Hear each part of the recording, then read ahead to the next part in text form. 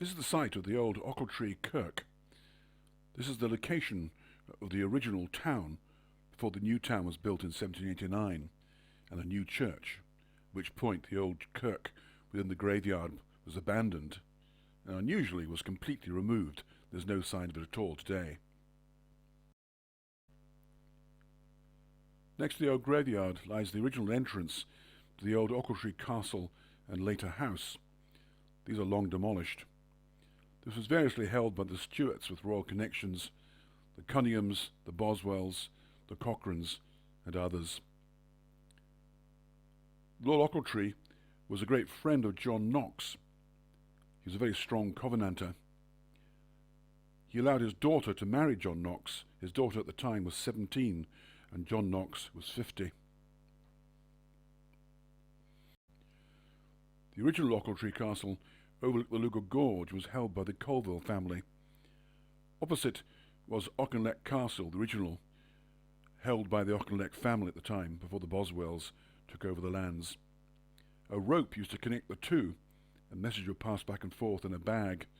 For some reason there was a falling out, and an eaten, cooked sheep's head was passed across, seen as a great insult by the Colvilles, who ambushed the Auchinlecks, killed a number of them, but in return the Auchinlecks' friends burnt down Ochiltree Castle.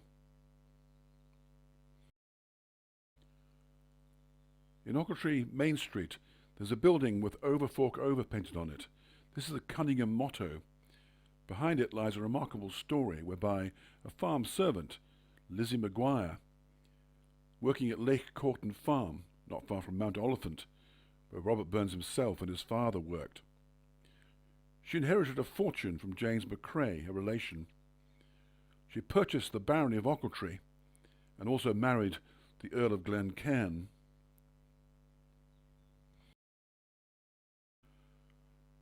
The Countess's previous employer, John Tennant, is buried at the graveyard of Ochiltree. She was so grateful to him for the kind treatment that she'd received that she'd made him the factor of the estates of the Barony of Ochiltree. He had that job for over 11 years. Also, one of his sons held the barony mill, the remains of which still stand nearby.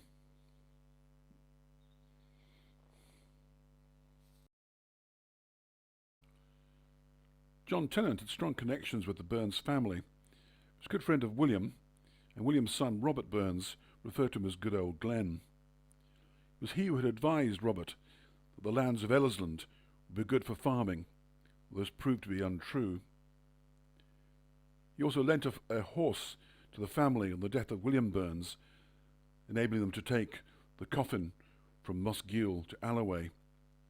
He also stood as a witness at the baptism of Robert's first son, also named Robert.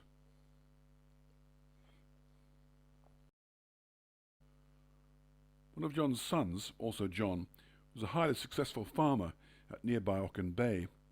In addition, he shared the schooling at Ayr under John Murdoch with Robert Burns.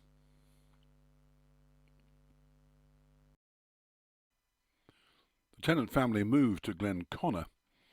Later, when one was a noble, he took the title Lord Glenconner. Another link with Robert Burns is a memorial here to William Simson, otherwise known through Burns's epistle as Winsome Willie. William was something of a poet himself, although never published, and he received a copy of Burns's The Holy Tulzie. He was so impressed that he wrote an epistle to Burns, now sadly lost. Burns in turn responded with the epistle to William Simson. Now, a friend of William was a tailor known as Thomas Walker, who also fancied himself as something of a poet. He was rather jealous that his friend had received a response from Burns, so he also wrote an epistle.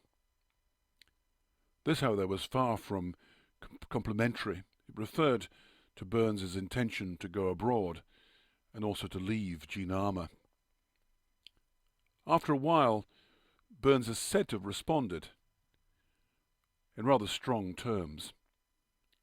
Although this has never been fully proved. The other suggestion was that because Thomas Walker had not received a response, his friend William had penned his own response.